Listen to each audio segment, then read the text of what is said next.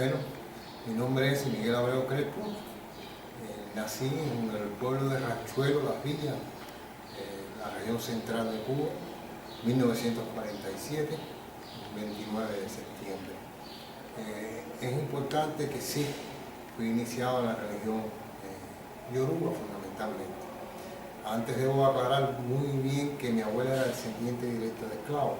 Incluso tuve la oportunidad muy pequeño de poder conocer, aunque ya enfermo, muy enfermo, a mi bisabuelo, que fue esclavo.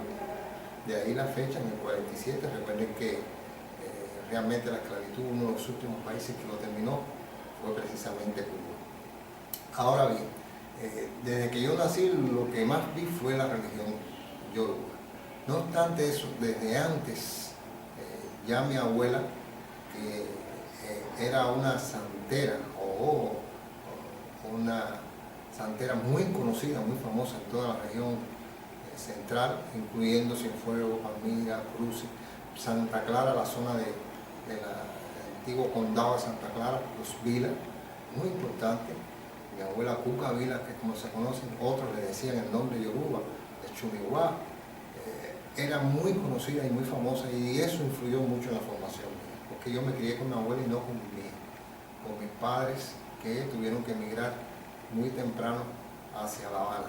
Yo allí pude conocer que mi abuela, aparte de conocer toda la religión yoruba, conocía también la religión de Palomonte, o sea, la regla de Ocha y la regla de Palomonte. Y además era medium. Medium quiere decir que era espiritista, con habilidades muy significativas y muy demostradas por ella en distintas instancias.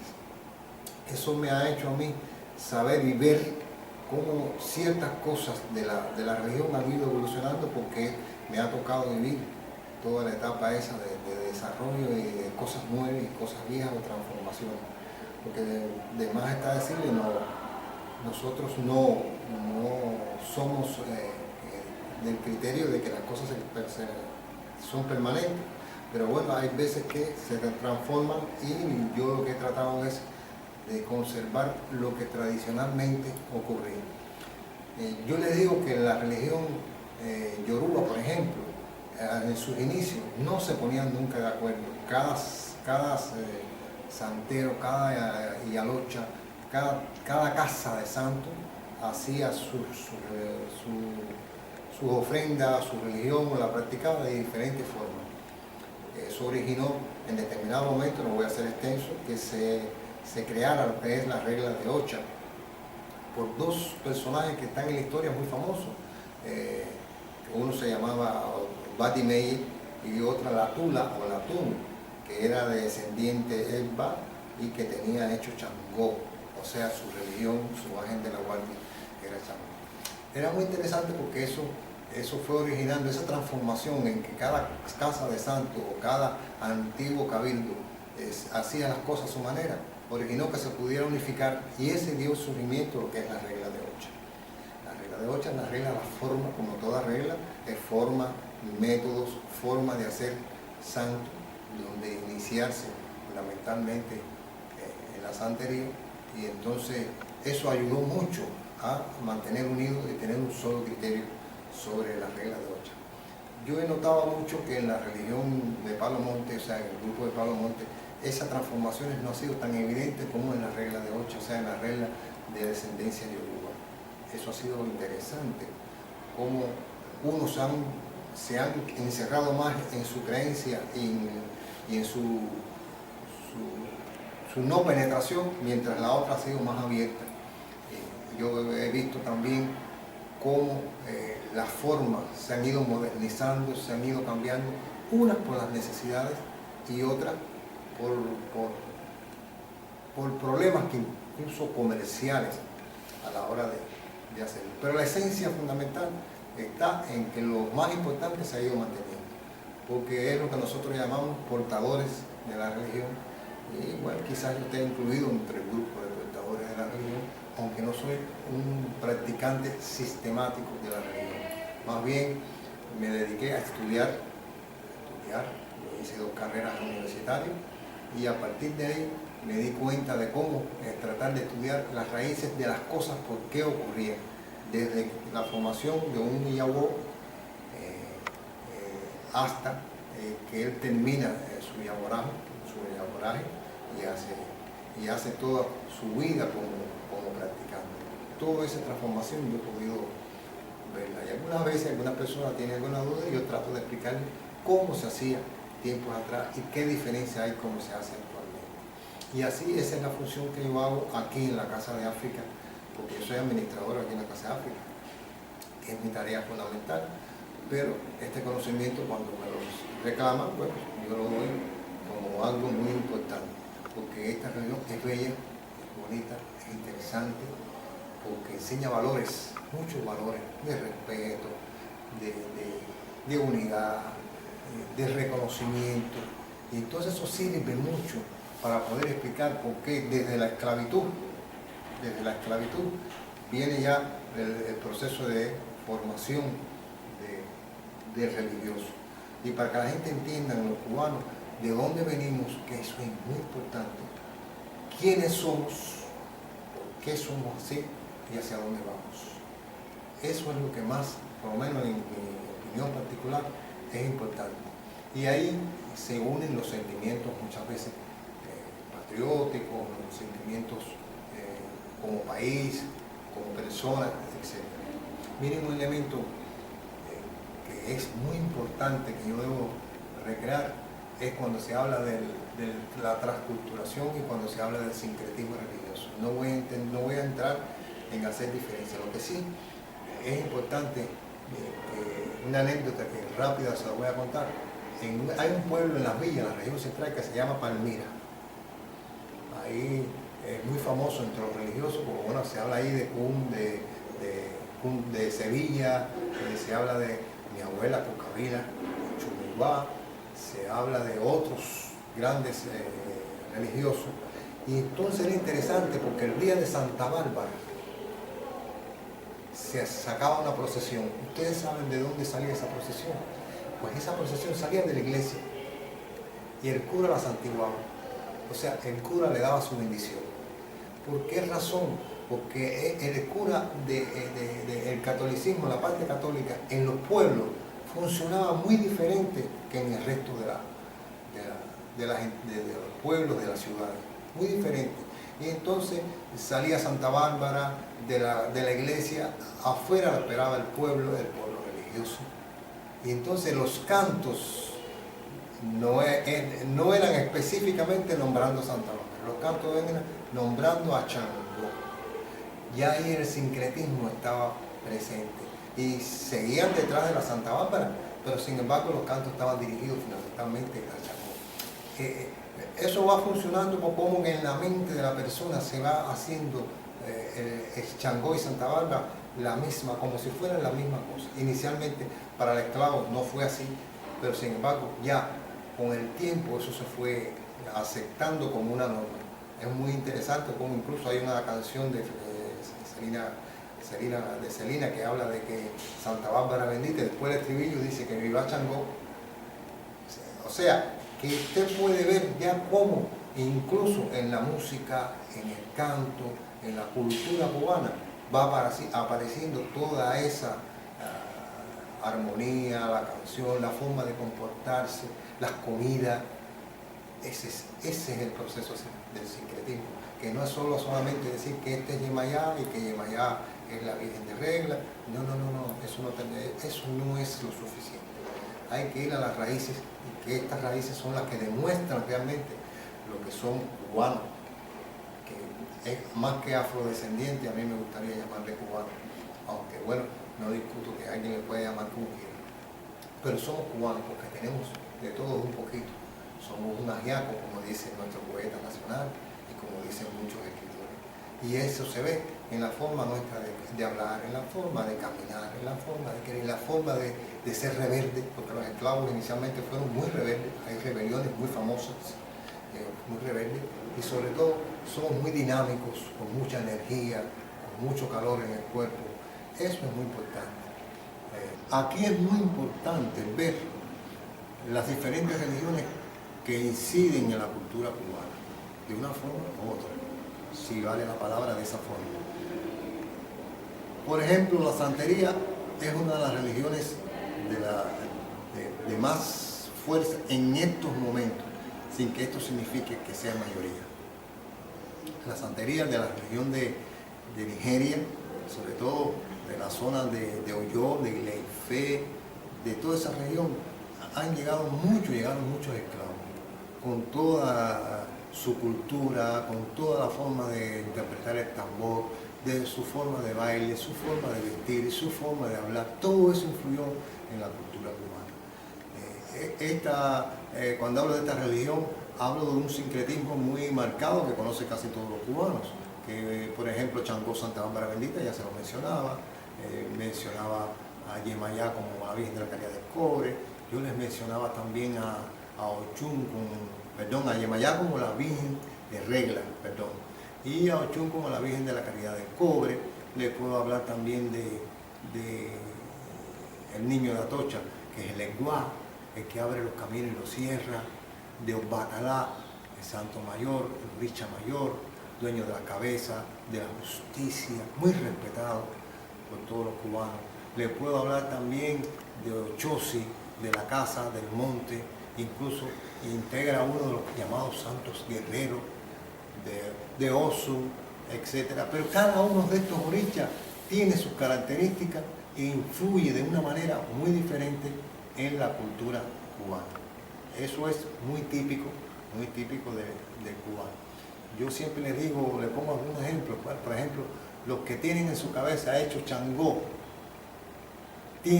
a veces se mueven y se comportan como si fueran Changó. O sea, es la masculinidad, los dueños de la fiesta, los dueños conquistadores, dueños de rayos, dueños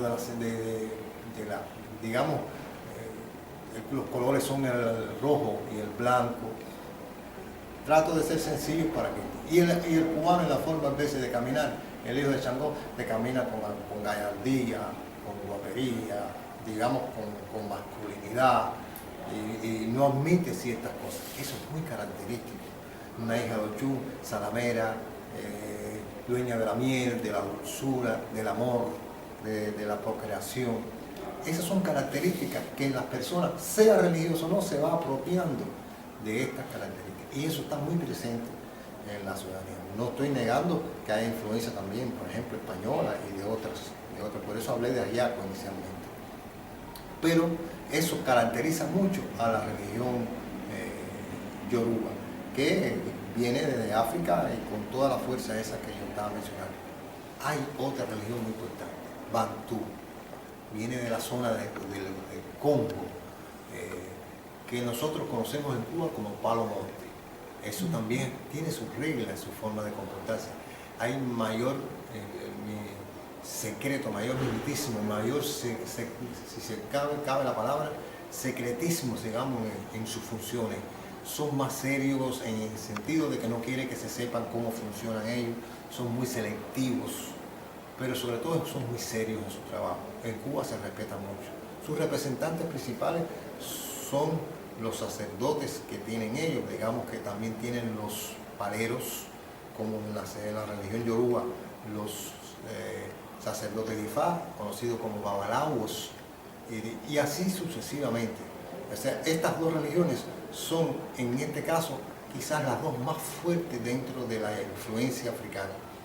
Pero no podremos dejar de mencionarle, porque cuando se producen algunas guerras en África y emigran algunas etnias hacia Dahomey, allí se crea un tipo de religión diferente, o con matices también de Yoruba, que es la religión Arará. Hoy a Dahomey se le conoce como Beni, y eso es una de las cosas más importantes que tiene. Y esta religión tiene muchas influencias en la zona de Matanza, en la provincia de Matanza, sobre todo Jovellanos, Perico, Limonar, el mismo Matanzas, en la ciudad de Matanza. Bueno, es una religión muy fuerte en Matanza, no así en todas las demás regiones. Estas religiones se manifiestan mucho todo desde la zona quizás de central hasta aquí de La Habana, aunque después se proliferaron mucho en la zona de Camagüey, en la zona de Oriente, quizás Santiago de Cuba, donde el vudú, sobre todo de la zona haitiana, influyó mucho también, que es otra forma de religión. Dejé para el final hablar del espiritismo. Interesante el espiritismo. E incluso algunos autores le dan su procedencia al propio Estados Unidos. Alain Kardec fue uno de los que más filosofía le introduce a todo el espiritismo, pero nosotros utilizamos en la actualidad mucho el llamado espiritismo cruzado. Tiene de la cantomántica, de la giromántica, tiene también de África, tiene del catolicismo, tiene de todo un poquito, y ese espiritismo es muy sencillo, con pocas cosas se desarrolla toda una sección espiritual, y eso es muy fuerte. Se desarrolló sobre todo en las áreas más pobres, sobre todo en el campo, después fue a los poblados más pequeños, más pobres también, pero se hizo muy general, tiene mucha fuerza. Y todas estas religiones llegan a un momento que se cruzan y se mantienen. Es difícil encontrar un gran santero, un gran practicante de la religión yoruba que no sepa cosas de Palo Monte, o sea, de las reglas de Palo Monte, y que además conozca o utilice elementos del espiritismo. Por determinadas razones, una de las primeras razones, porque la regla de 8 así lo establece. O sea, que si tiene que rayarse, que si van a la iglesia, etcétera, etcétera, etcétera, etcétera. Eso es muy importante en todo el proceso. Pero algo que no quiero dejar de mencionar, forma valores. No es lo que mucha gente piensa. Por ejemplo, le voy a mencionar una religión que muchas veces la gente considera que no forma valores y sí lo forma. Una de las cosas importantes que yo quisiera hablar es de otra religión que no la mencioné como una de las más importantes, que es la religión Abakua. Proviene de la zona de Calabar, de Nigeria. Es una religión donde es propia de hombres, nada más.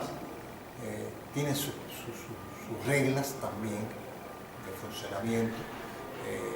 Es una religión de mucho arraigo en los hombres, sobre todo de Cuba, no importa el color de la piel, aunque inicialmente eso fue un gran problema, pero que tiene valores de buen padre, buen hijo, buen hermano, ser trabajador, cuidar a la familia, y surge también como una forma de protegerse, de hermandad, de luchar en conjunto, porque la vida del esclavo realmente fue muy fuerte, fue muy difícil.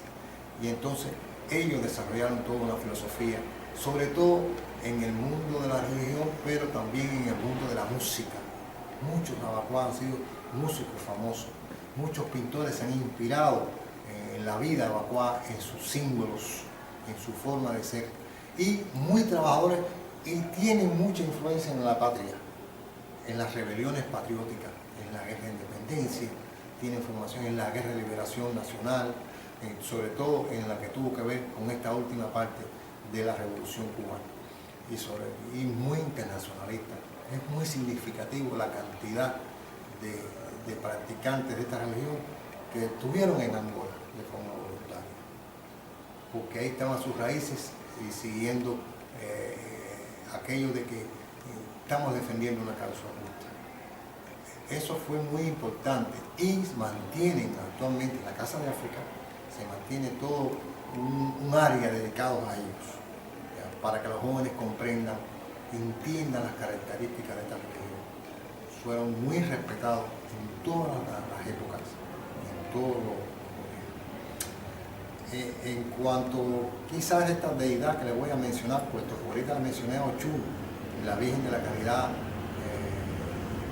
del Cobre. Cuba es la patrona de Cuba, desde el enfoque católico, aunque pasa lo mismo que le expliqué ahorita de la iglesia con Santa Bárbara, pasa lo mismo, es una deidad fuerte. Pero hay otra deidad también, que independientemente de que haya practicante o no, se usa, que es San Lázaro. San Lázaro, los pobres, la gente que tienen esperanza, que quieren llegar a hacer algo, que quieren tener, acuden mucho a San Lázaro en determinada época, y en esta también. Lo respetan, lo adoran, es un protector de la salud, es un protector del desarrollo para muchos. Pero ¿qué deidad es la que la compara con los africanos? Es Babalu Aye, que en su historial, Babalu Aye es una deidad africana, en su historial tiene similitudes, muy pocas, pero tiene similitudes con San Lázaro. Entonces San Lázaro, por ejemplo, que tenemos aquí en la Casa de África, es un San Lázaro que tiene cosas de Babalu Aye y tiene cosas del San Lázaro de la Orla católica. Tiene cosas de ambos, pero el cubano, cuando va a hacer un homenaje a San Lázaro, tiene en su mente las dos cosas como elemento fundamental. Aunque muchas veces hay territorios en que tienen otra forma de idolatrar a San Lázaro, como en Matanza, por ejemplo, que tienen otra forma, pero en efecto la esencia es la misma. La esencia es la misma.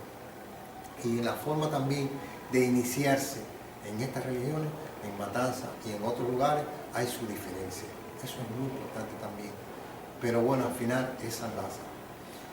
Yo le quisiera hablar de una actividad de entrada de la religión, como es la iniciación de la religión yoruba.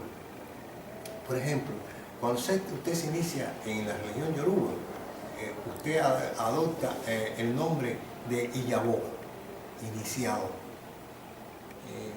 Hay fases que son muy importantes, como es la fase que se hace lo que se le llama una limpieza general, que se le llama Ebo de entrada. O sea, todo un rito religioso que tiene que ver con la entrada de la iniciación como dicen algunos autores, el neófito, o sea, el que empieza nuevo.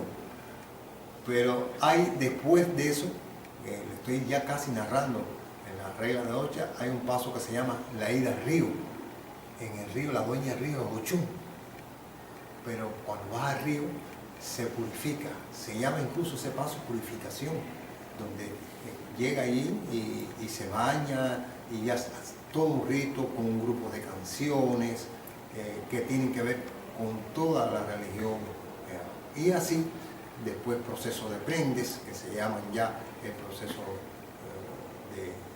de iniciación, y otra, bueno, ya que tiene que ver con los baños que se le dan dentro de la religión, con el asentamiento del santo que va en su cabeza, o sea, el santo patrón, que puede ser cualquiera de los orichas que he mencionado, cualquiera de los que he mencionado, y el santo que acompaña a estos orichas. Todo eso es un proceso religioso que ocurre de forma secreta, en un momento solo para los iniciados, y en el cual interviene la madrina, interviene la oidibona, que es la segunda de la madrina, interviene también en todo ese proceso los babalaos, interviene también bueno, todos los invitados. ¿Por qué? Porque es una forma de dar a conocer que se está iniciando, que está naciendo una nueva criatura, es como nacer de nuevo. Por eso es que el proceso normalmente dura 7 días. Una iniciación, hay un proceso que se llama medio, donde se visten para darlo a conocer, otro proceso que se llama itá, donde el babalao, se da a conocer toda la historia, o se consulta, se habla de problemas de futuro, se habla de problemas de cuidado, lo que tiene que tener en cuenta el iniciado, que eso es un proceso. Y después, finalmente, ya dando un paso más largo, la presentación, que es todo un proceso complejo, no es complejo, pero sí un proceso que no se puede, porque se le está dando a conocer a todo el mundo que ha nacido un nuevo integrante de la familia religiosa que debe su vida a la religión, y algunos elementos importantes cuando no se hace, cómo debe hacerse, si elementos que si no se hacen de esa forma, pues entonces no va a tener resultado, y darle a conocer al Dios Olofi que ha nacido un nuevo integrante de la familia religiosa. Eso es muy importante. Ahí cuando yo hablaba de la iniciación, es todo un proceso importante. Por ejemplo, voy a hablar de La Habana. Cuando el iniciado va a presentarse a a un público, a santeros, a no santeros, se hace lo que es presentar al tambor. ¿Qué cosa es presentar al tambor? Es dar a conocer al iniciado, dar a conocer al iniciado, a todo el mundo que el iniciado es ese, que es la característica, se visten puede ser que sea todo de blanco o puede ser con un traje específico de Loricha que acaban de asentar. Pero una de las canciones que se lleva, que entra dentro del proceso, depende de la región donde esté, aunque ya muchas veces se elige. Por ejemplo, puede ser que la canción sea Mariboye Yeye, Mariboye Yeye, o una de... Esa es una forma, Mariboye Yeye, es una forma de ir dando a conocer. Es como decir que el mundo, el globo terráqueo gira, es una comunicación con los astros, es una comunicación con todo el mundo, pero estamos dando a conocer todo el mundo al iniciado. Es una forma de hacerlo, que no en todas las provincias funciona. Aquí le decimos Mariboye Yeye, puede ser, y en otras habla Oro Mayoco,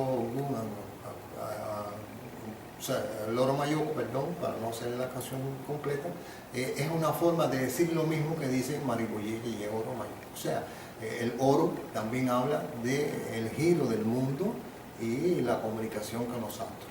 Eso es muy importante. O sea, que es una religión muy seria, muy bella. Estos elementos los doy un poco para que conozcan que esta regla de Ocha incluye estos términos que yo estoy mencionando sobre la forma de presentar al iniciado. Y eso es lo que es hacerse santo. Hacerse santo, todo un proceso que llega finalmente hasta esta presentación a todos los, porque necesitan testigos. Cuando va a ser una fiesta, alguien dice, no, yo tengo santo hecho.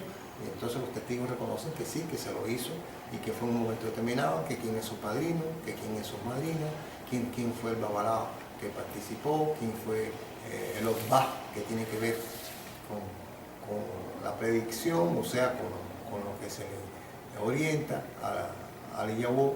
Y como es un nacimiento, fíjense bien, es un nacimiento, es un niño, para que siga la purificación durante un tiempo, tiene que seguir vestido de blanco.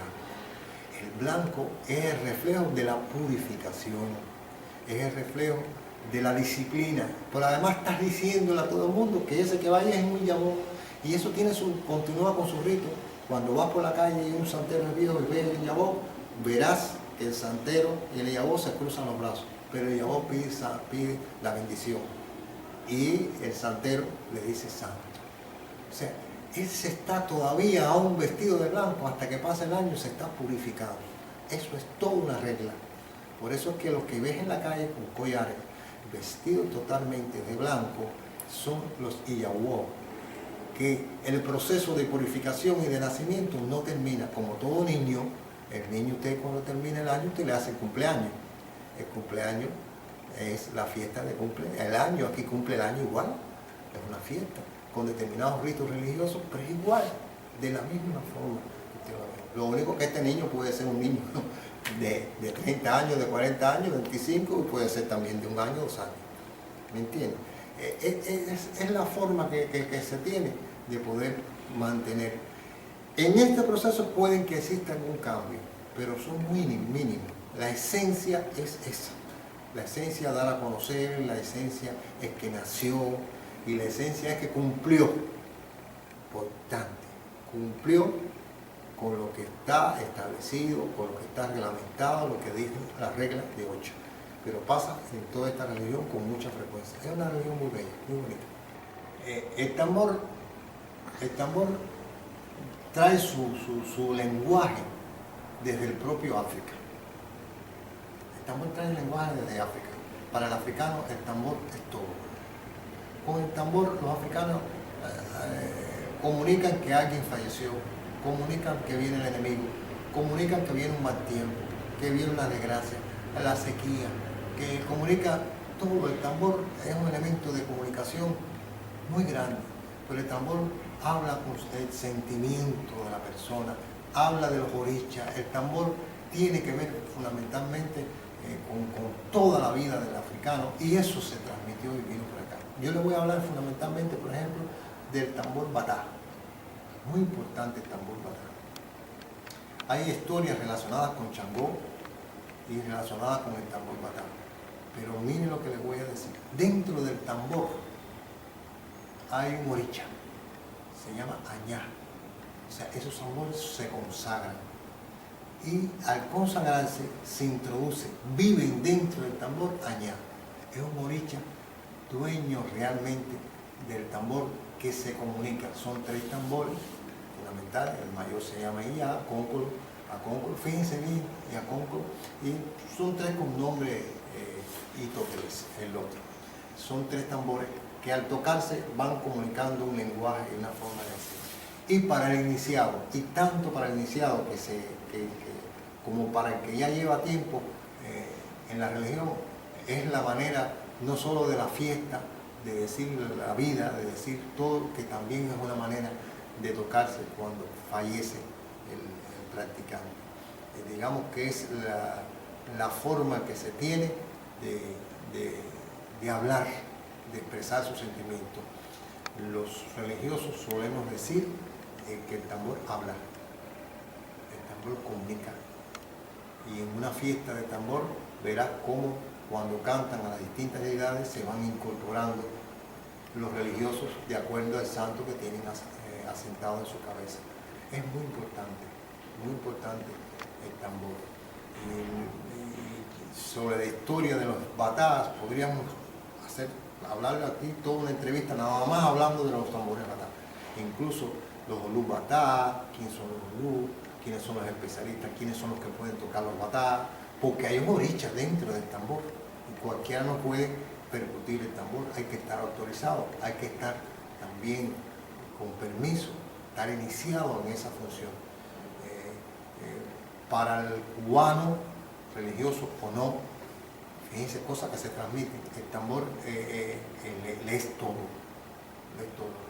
Es muy raro encontrarse un practicante de la religión que no sepa tocar el tambor de alguna forma. Si no lo sabe tocar, sabe lo que está diciendo el tambor y sabe si lo está haciendo bien y si sabe si lo está haciendo mal. Pero hay famosos, incluso hay tocadores de tambor y tocadores de batá, famosos en Cuba, en toda la historia de la percusión y en toda la historia del tambor. Porque transmiten con amor, hay que saberlo tocar y hay que tocarlo con amor. No hay religión yoruba, no hay religión conga y no hay religión arará sin tambor. Estas religiones no utilizan la magia negra, no es el elemento fundamental. Recuerden que en Cuba es una religión, pero en África es una cultura. Entonces aquí nosotros podemos hablar de cultura religiosa. No podemos decir sencillamente esto de magia negra y esas cosas es de otro sistema. Recuerden que yo les hablaba que esto viene con la propia esclavitud y las propias necesidades del esclavo de unirse, de expresar sus sentimientos, de adorar, de mantener su cultura, de estar unido. No tiene que ver nada con magias negras, nada.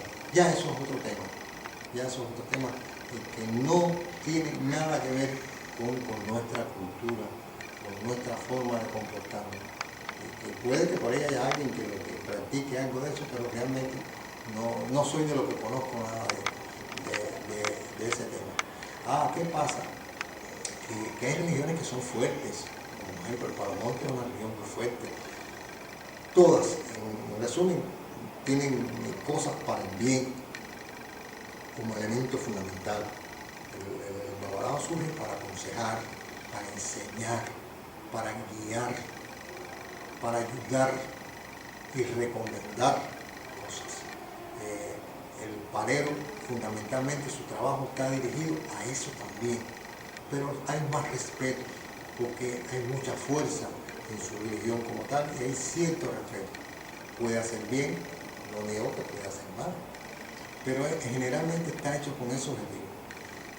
Y en Cuba, sobre todo, esta religión ayudaron mucho al comportamiento, a la conducta de la persona ante la vida.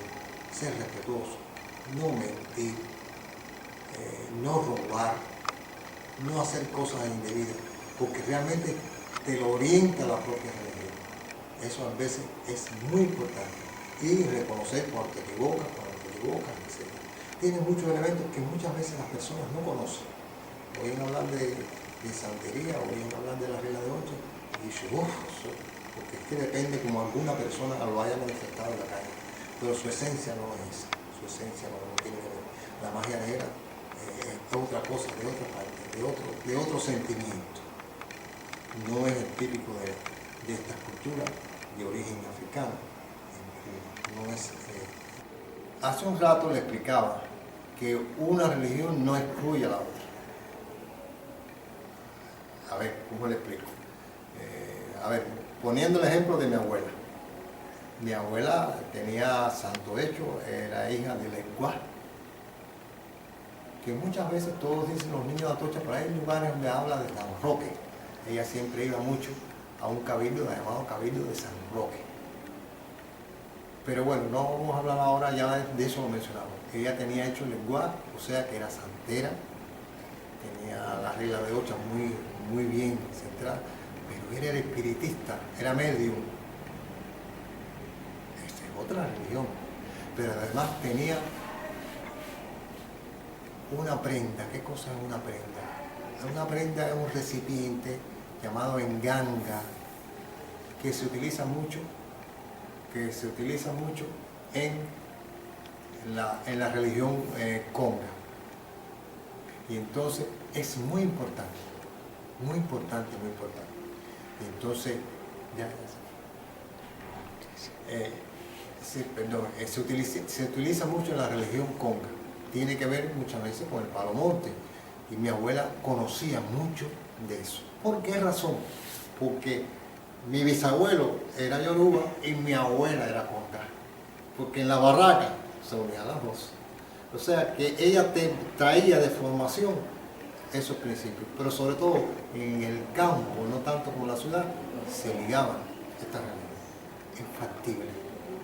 Lo que sí es importante, la última, después que se hace ocha, no te puedes en la cabeza poner otra religión.